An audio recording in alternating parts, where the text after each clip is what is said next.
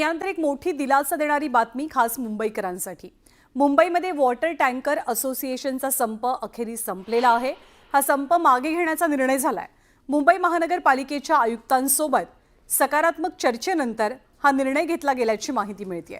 Tanker असोसिएशनला दिलेल्या सर्व नोटिसा आता मागे घेतल्या गेल्यात आणि यापुढे कारवाई होणार नसल्याचं आश्वासन महापालिकेचे आयुक्त भूषण गगराणी यांच्या वतीने दिलं गेलं। मुंबईत गेल्या 4 दिवसांपासून वॉटर टँकरचा संप सुरू होता आणि आजपासून मुंबईमध्ये वॉटर टँकर पुन्हा एकदा सुरू होतील।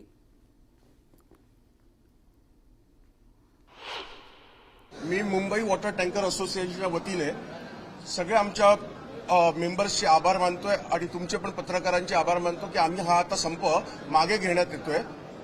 विनंती केल्याप्रमाणे मुर्जी काकांच्या विनंतीप्रमाणे मी मान्य करतोय की आम्ही हा संप मागे घेतोय आणि गेल्या 4 दिवसापासून सगळे कमिटी मेंबर जे अथक प्रयत्न करतात। हरबंश सिंगमुळे आम्ही आशिष शेलार साहेबांकडनं खूप मदत घेतली। मुर्जी साहेबांमुळे आम्ही सीएम कडे गेलो, आमचा प्रश्न सांगितला।